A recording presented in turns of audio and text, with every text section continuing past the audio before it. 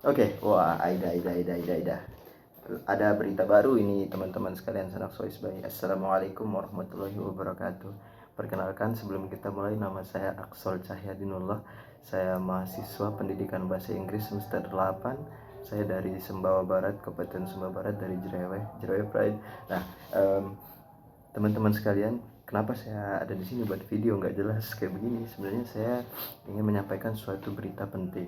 Jadi ada penelitian baru nih tentang Sumbawa. Nah, penelitian baru tentang Sumbawa itu dibuat oleh profesor asal Sumbawa Barat atas nama Profesor Mahsun, Bapak Profesor Mahsun dan kawan-kawan sekalian. Apa sih isi dari penelitian tersebut ya, teman-teman? Jadi isi dari penelitian tersebut adalah tentang Homeland of the Sumbawa Ethnics Historical Linguistic Journey. Jadi Historical Linguistic Study. Jadi dia itu kurang lebih menjelaskan tentang asal usul nenek moyang suku Sumbawa. Jadi dari sebuah penelitian tersebut didapati bahwa asal usul nenek moyang suku Sumbawa sebenarnya itu berasal dari wilayah Sumbawa Barat. Nah, lebih detailnya lagi, dia itu sebenarnya berasal dari Jereweh. Nah, cukup mengejutkan kan? Ini kontroversial. Saya juga sebagai orang Jereweh kaget setelah membaca penelitian tersebut. Jadi, tanpa basa-basi lagi, ini kita jelasin aja nih. Tapi sedikit disclaimer sebelum saya mulai. Ini itu saya hasil rangkuman dari apa yang saya baca. Jadi jika ada kesalahan dari bacaan saya atau informasi yang saya bacakan, nanti bisa dikoreksi, dan mungkin ada yang teman-teman tidak setuju, bisa kita diskusikan lagi di sana ya. Oke, yang pertama kita harus membahas dulu dasar dari mengapa asal suku Sumbawa ini bisa terjadi di sana gitu. Nah, pertama dasar yang digunakan yaitu teori tracing of homeland. Nah, jadi teori tracing of homeland itu teorinya ada di sini yang buat. Yaitu menjelaskan bahwa suatu suku asal usulnya itu dapat diketahui ketika dialek atau subdialek yang ada berada di dalamnya itu ada banyak. Jadi ketika dia banyak, otomatis waktu yang dibutuhkan untuk menciptakan hal tersebut itu juga banyak. Nah, ketika waktu yang dibutuhkan untuk membuat hal tersebut itu banyak, berarti dia sudah lama di sana gitu. Dan ketika dia itu masih sedikit subdialeknya, berarti dia itu masih baru di sana sehingga baru tercipta beberapa dialek saja. Seperti yang kita tahu, di Sumbawa itu kalau menurut Profesor Masun ada 4 dialek.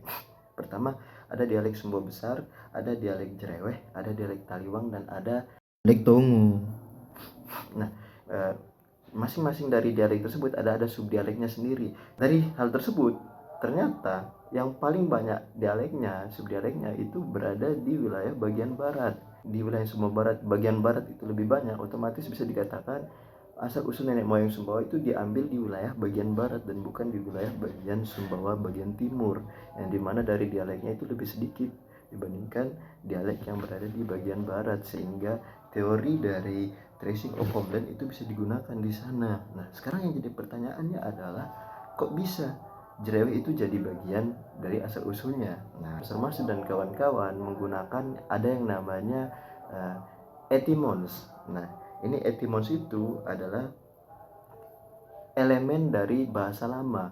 Nah, bahasa lama yang digunakan sebagai dasar di sini ada bahasa Proto-Malayu, Polinesia, ada bahasa juga bahasa Prasumbawa yang dibuat oleh Profesor Masud sendiri, ada juga bahasa dari Proto Bali Sasak Sumbawa yang dibuat oleh MBT tahun 1999. Penelitian analisis ternyata ditemukan bahwa dari segi kesamaan bahasa, yang paling mirip bahasanya di sana dari bahasa-bahasa Sumbawa lama itu adalah bahasa di wilayah Taliwang, yaitu di bagian Mantar, dan di wilayah Jereweh. Nah, apa sih yang samanya? Yaitu di huruf I dan U-nya. Nah, kalau teman-teman lihat di bahasa Prasumbawa, bahasa Sumbawa lama yang kuno dari Profesor Masun, itu dia kental sekali dengan huruf I dan U. Contohnya nih, ada di nama Kedit. Nah, Kedit kalau di bahasa Sumbawa itu, bahasa Sumbawa lama itu dia Kedit. Nah, di beberapa dialek di Sumbawa itu dia sudah berubah. Ada yang bilang Kedit, ada Kedit, ada Kedit, ada yang Kedit gitu kan, kayak gitu. Nah, kalau di Sumbawa wilayah Jereweh itu dia masih pakai I, Kedit. Selain itu ada juga wilayah huruf U, di mana di wilayah di bahasa Sumbawa lama U itu dia udah lama, dan masih tersimpan di bahasa Jerewe dan wilayah Taliwang Mantar. Nah, contohnya tikus. Nah, kita masih pakai tikus.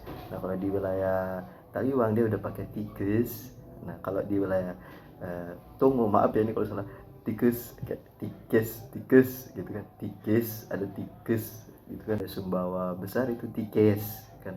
Di beberapa tempat ada juga yang mempertahankan bahasa ini, itu yang dimana dia masih menggunakan proto bahasa lama yang pakai i dan u. Contohnya itu ada di wilayah Batu Rontok ya, namanya Batu Rontok. Nah, cuman sekarang yang jadi pertanyaannya, mengapa mereka tidak diakui untuk menjadi bagian dari ini? Karena wilayah mereka termasuk isolated, atau wilayah mereka itu masih di wilayah yang susah untuk persebarannya, di wilayah atas bukit, sehingga dia tidak bisa dimasukkan sebagai tempat pusat persebaran di sana. Apalagi di wilayah Sumba Besar, yang mana sudah kita akui bahwa di dalam teori tersebut ketika wilayah untuk dialeknya itu lebih kurang varietasnya, maka sangat susah untuk bisa dikatakan sebagai tanah nenek moyang gitu kan. Mons itu adalah elemen bahasa lama.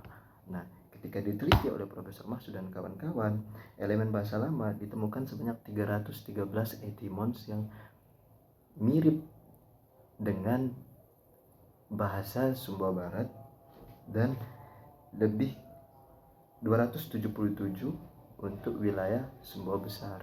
Nah, dari jumlah presentasi wilayah Sumba Barat lebih tinggi, dan yang dimaksud dari 313 itu mencakup wilayah Jerewe dan Taliwang, wilayah Mantar. Dan untuk memutuskan mana sih yang lebih benar, diambillah Jerewe sebagai hipotesisnya. Kenapa? Karena dari kesamaan bahasa lebih mirip Jerewe, sedangkan di Taliwang itu dia sudah berubah untuk bagian kesamaan bahasa tersebut. Apalagi di wilayah Mantar yang dimana terisolasi gitu, sehingga persebarannya lebih susah. Itu yaitu ada namanya teori minimal mobility. Nah, teori minimal mobility ini membahas bahwa suatu wilayah itu dikatakan tempat asal ketika persebarannya itu dia seminimal mungkin, namun tetap sesuai dengan bukti-bukti yang ada, seminimal mungkin. Nah, dari analisis yang tadi, persebaran yang paling minimal di sana adalah jika diambil dari wilayah Jerewe persebarannya. Nah, bagaimana sih persebarannya? Supaya tidak bingung, mari kita bahas. Jadi persebarannya seperti ini, teman-teman sekalian. Nah, persebarannya itu pertama dimulai dari tentunya Jerewe. Nah, untuk pertama kali dia pergi ke wilayah Tongo. Jadi persebaran nenek moyangnya ke wilayah Tongo. Nah, di wilayah Tongo ini kenapa dipilih? Karena dari semua dialek bahasa yang paling banyak subdialeknya di sana adalah Tongo. Kenapa tidak Tongo saja yang jadi pusat? Seperti yang tadi, kesamaan bahasa lebih banyak ke wilayah Jenewe. Nah, pertama ke Tongo karena paling banyak subdialeknya. Nah, dari subdialek dari Tongo kemudian dia pindah wilayah utara ke wilayah Taliwang dan Sumba Besar. Mengapa Taliwang dan Sumba Besar dipilih? Karena mereka punya subdialek terbanyak nomor kedua, yaitu sama-sama punya 3. Nah, setelah persebaran tersebut, lama-kelamaan Tongo ini dia menyebar lagi. Dia punya subdialek sendiri ke wilayah-wilayahnya. Makanya di Tongo itu nanti ada namanya Singa, ada Emang, Tatar, terus ada Labangkar. Itu karena persebaran yang ketiga itu. Nah, kemudian setelah persebaran di Tongo, itu baru masuk ke persebaran di Taliwang. Nah, kenapa persebaran di Tongo dulu baru Taliwang? Karena seperti yang kita bilang tadi, semakin banyak dia di sana, berarti dia yang paling dulu gitu kan. Nah, otomatis di sana Tongo itu masuk gitu paling dulu. Kemudian setelah Tongo, kemudian di Taliwang juga menyebar menjadi subdialeknya sendiri. Ada Salen, Meraran, Mantar gitu kan. Ada Re, Batu Rorok, Sumba Besar kalau di Sumba Besar. Kemudian barulah wilayah Jerewe dia bermekaran. Nah, karena dia yang nomor 2 paling sedikit subdialeknya, walaupun mereka punya kesamaan dari dialek tersebut. Nah, jadi itu teman-teman penjelasan dari hasil yang saya baca.